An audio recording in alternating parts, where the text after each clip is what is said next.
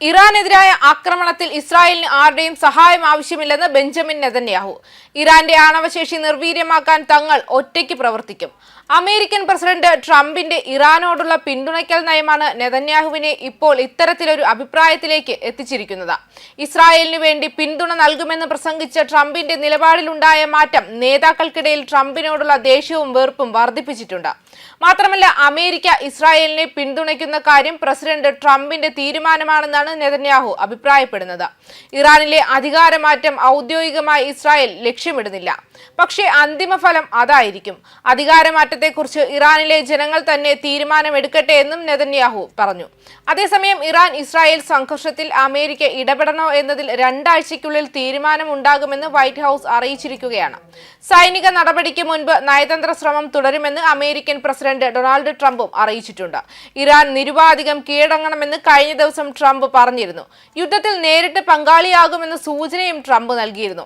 ഇതിന് പിന്നാലെയാണ് വൈറ്റ് ഹൌസിന്റെ പുതിയ വിശദീകരണം. ഇതിനിടെ ഇസ്രായേൽ ഇറാൻ സംഘർഷത്തിൽ സൈനികമായി ഇടപെടരുതെന്ന് അമേരിക്കയ്ക്ക് റഷ്യ മുന്നറിയിപ്പ് നൽകി. റഷ്യൻ വിദേശകാര്യ ഡെപ്യൂട്ടി മന്ത്രി സെർജി റിയാബ്കോവാണ് മുന്നറിയിപ്പുമായി രംഗത്തെത്തിയത്.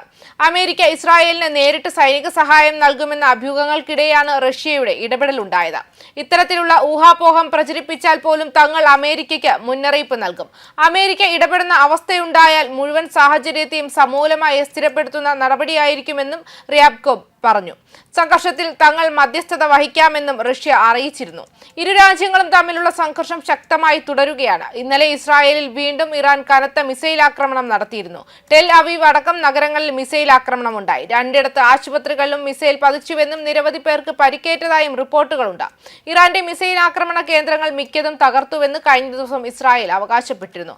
ഇസ്രായേലി നഗരങ്ങളെ ആക്രമിക്കാനുള്ള ഇറാന്റെ ശേഷി കുറഞ്ഞതെന്നായിരുന്നു ഇസ്രായേൽ സൈന്യത്തിന്റെ വിലയിരുത്തൽ. എന്നാൽ ആ വിലയിരുത്തൽ തെറ്റിയെന്ന് തെളിയിക്കുന്നതാണ് ഇന്ന് ഇറാൻ നടത്തിയ ആക്രമണം. ടെൽ അവീവ്, റമത് ഗാൻ, ഹോളോൺ, ബേർഷേബ എന്നീ ഇസ്രായേലി നഗരങ്ങളിൽ ഇന്ന് ഇറാന്റെ മിസൈലുകൾ വീണു. ബേർഷേബയിലെ സൊറോക്ക ആശുപത്രിയിൽ കനത്ത നാശനഷ്ടമാണ് ഉണ്ടായത്. കെട്ടിടങ്ങൾക്ക് കാര്യമായ നാശനഷ്ടമുണ്ട്. നിരവധി പേർക്ക് പരിക്കുണ്ടെന്ന് ഇസ്രായേലി മാധ്യമങ്ങൾ റിപ്പോർട്ട് ചെയ്യുന്നുമുണ്ട്. ഒട്ടേറെ മലയാളികൾ ജോലി ചെയ്യുന്ന നഗരങ്ങളാണ് ആക്രമിക്കപ്പെട്ടത്. ഇറാൻ ഇസ്രായേലിന് നേരെ ഏകദേശം ഇതുവരെ 400 മിസൈലുകളെങ്കിലും പ്രയോഗിച്ചുവെന്നാണ് കണക്കുകൾ പുറത്തുവരുന്നത്. ഇസ്രായേലിന് നേരെ ഹൈപ്പർസോണിക് മിസൈലുകൾ പ്രയോഗിച്ചതായി ഇറാൻ അവകാശപ്പെടുന്നുമുണ്ട്. ആകെ 24 പേരാണ് കൊല്ലപ്പെട്ടത്. 600-ലേറെ പേർക്ക് പരിക്കേറ്റിട്ടുമുണ്ട്. സാഹചര്യം മോശമായതോടെ പല രാജ്യങ്ങളും ഇസ്രായേലിൽ നിന്ന് പൗരന്മാരെ ഒഴിപ്പിക്കാനുള്ള നീക്കത്തിലാണ്. കഴിഞ്ഞ ദിവസങ്ങളിൽ ഇറാന്റെ ആക്രമണത്തിൽ തകർന്ന ഇസ്രായേലി നഗരങ്ങളിൽ പുനർനിർമ്മാണ പ്രവർത്തനങ്ങൾ നടക്കുകയാണ്.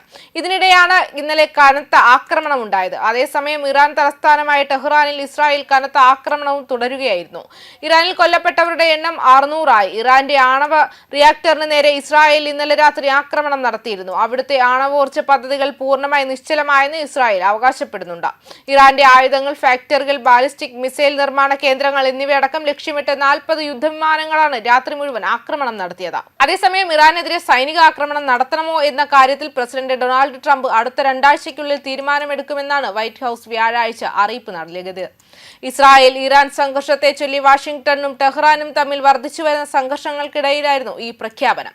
ഇറാനെ ആക്രമിക്കാനുള്ള പദ്ധതികൾക്ക് ട്രംപ് പിന്തുണ അറിയിച്ചിട്ടുണ്ടെങ്കിലും ഇതുവരെ അന്തിമ ഉത്തരവ് പുറപ്പെടുവിച്ചിട്ടില്ലെന്ന റിപ്പോർട്ടുകളെ തുടർന്നാണിത്. അടുത്ത നടപടികൾ തീരുമാനിക്കുന്നതിന് മുൻപ് ഇറാൻ ആണവ പദ്ധതി നിർത്തുമോ എന്ന് കാണാൻ ട്രംപ് മടിക്കുന്നുവെന്ന് വാൾസ്ട്രീറ്റ് ജേർണൽ റിപ്പോർട്ട് ചെയ്യുന്നുണ്ട്.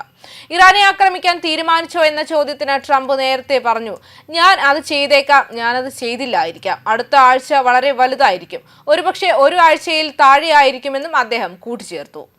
ന്യൂസ് ഡെസ്ക് കർമ്മ ന്യൂസ്.